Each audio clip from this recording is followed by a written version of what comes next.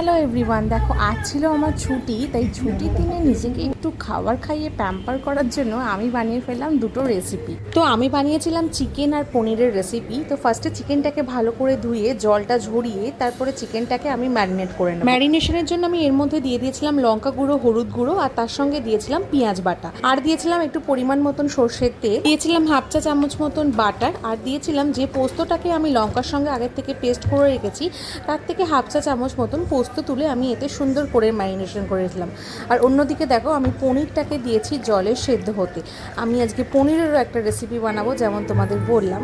তো আমি চিকেনটাকে ম্যারিনেট করে 2 ঘন্টা মতন রাখবো। আর এই দিকে আমি ততক্ষণে দেখো পালং শাকগুলোকে আমি ভালো করে ধুয়ে একটুখানি গরম জলে নুন দিয়ে পালং শাকটাকে ভালো করে বয়েল করে নিলাম। বয়েল করার পরে পালং শাকগুলো কিন্তু ভালো করে ঠান্ডা জলে ধুয়ে আমি এরকম টুইস্ট করে নিয়ে ভালো করে জলটাকে টিপে নিয়ে সেটাকে আমি নিয়ে নেব পেস্ট করতে। তো এইভাবে আমি পালং শাকগুলোকে সুন্দর করে পেস্ট করে নিয়েছি দেখো। আর এই পনিরগুলোকে আমি কিউব কিউব করে কেটে নিয়েছি।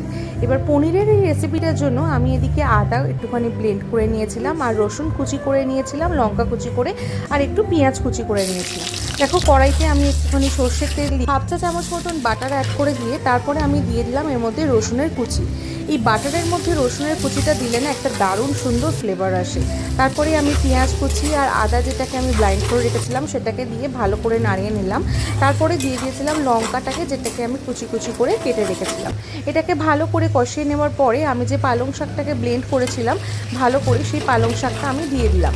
এবার এই মশলাগুলোর সঙ্গে পালং শাকটাকে ভালো করে কষিয়ে এর মধ্যে সামান্য পরিমাণ মতো নুন দিয়ে দিলাম, একটু কাশ্মীরি লঙ্কার গুঁড়ো দিয়ে আমি 10 থেকে 12 সেকেন্ড মতো আরও ভালো করে এটাকে একটুখানি কষিয়ে নিলাম। যখন এই মশলাটা থেকে সামান্য পরিমাণে তেল ছাড়তে শুরু করলো আমি এটার মধ্যে দিয়ে দিলাম জলটাকে দিয়ে একটু ভালো করে নাড়িয়ে তারপরে দেখো পনিরের কিউবগুলো যেগুলো আমি কেটে রেখেছিলাম সেগুলো এর মধ্যে দিয়ে দিলাম। পনিরটা দেওয়ার পরে কিন্তু খুব হালকাভাবে নাড়াতে হবে যাতে পনিরটা একেবারেই ভেঙে না যায়, বিকজ পনিরটা ভাজা পনির না, এটা ছিল সেদ্ধ পনির। দেখো পনির দিয়ে ভালো করে আমি কষিয়ে নিলাম। তারপরে দিয়ে দিলাম আমি অল্প করে দুধ। এই দুধটা কিন্তু কাঁচা না, আমি ভালো করে ফুটিয়ে নিয়েছিলাম, সেই ফোটানো দুধটাই দিলাম। তোমরা চাইলে এখানে মিল্ক টোন যেটা হয় ক্রিম মিল্ক সেটাকেও অ্যাড করতে পারো।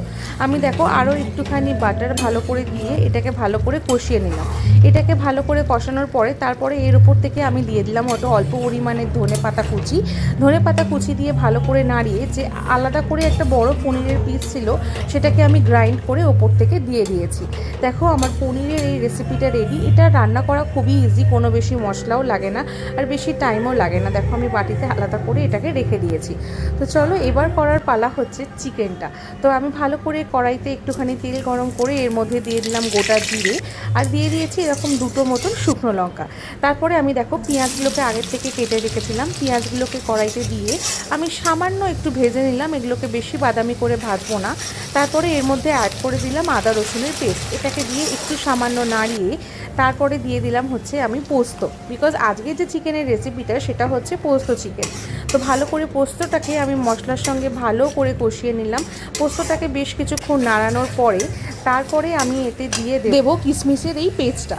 এই কিশমিশের এই পেস্টটা দেওয়ার একটাই কারণ, এই ফ্লেভারটা যখন চিকেনের মধ্যে যায় চিকেনটা খুব সুন্দর হয় খেতে। তারপরে দেখো আমি যে চিকেনটাকে আগের থেকে মোটামুটি 1.5 ঘন্টা ম্যারিনেশনে রেখেছিলাম সেই চিকেনটা আমি এর মধ্যে দিয়ে দিলাম। চিকেনটার মধ্যে যেভাবে পেস্ট করে রেখেছিলাম চিকেনটা থেকে অল্প অল্প একটু জল ছাড়তেও শুরু করেছিল, যেহেতু এর মধ্যে পেঁয়াজের পেস্ট দেওয়া ছিল। তারপরে এটা দেওয়ার পরে আমি ভালো করে মশলার সঙ্গে চিকেনটাকে কষিয়ে নিলাম।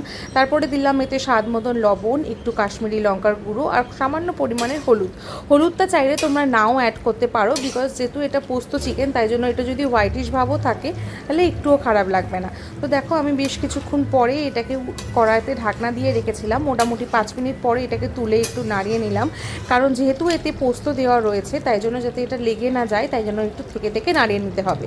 তারপরে এতে অল্প একটু জল দিয়ে আমি দিয়ে দিলাম একটু শাহি গরম মশলা দিয়ে খানিকক্ষণ নাড়িয়ে নেব। দেখো খানিকক্ষণ নাড়াতে নাড়াতে আমার অলমোস্ট পোস্ত চিকেনটা কিন্তু রেডি হলো। এবার খাওয়ার পালা, খেয়ে তোমাদের জানাই রান্নাগুলো কেমন হয়েছে। তো ফার্স্টে পালং পনিরটা দিয়ে খেয়ে দেখলাম, পালং পনিরের মধ্যে পালং শাকের এত সুন্দর একটা ফ্লেভার আসছিলো, জাস্ট অসাম লাগছিলো। আর পনিরগুলো খুব সুন্দর বয়েল ছিল। আর এটা ছিল যে চিকেনের যে রেসিপিটা সেটাও আমি একটু ট্রাই করে দেখি। তো চিকেনটা না খুব সুন্দরভাবে বয়েল হয়েছিল। যেগুলো চিকেন তুমি আগে থেকে ম্যারিনেশন করে রাখলে চিকেনগুলো এত সুন্দর বয়েল হয় আর চিকেনের মধ্যে মশলা মশলাটা এত সুন্দর যায় তোমাদের কি বলবো। আর এখানে পোস্তর ফ্লেভারটাও ভীষণ সুন্দর আসছিল। তোমরা কিন্তু অবশ্যই এই রেসিপি দুটো একবার ট্রাই করে দেখো আর আমাকে জানাতে ভুলো না কেমন লেগেছে খেতে।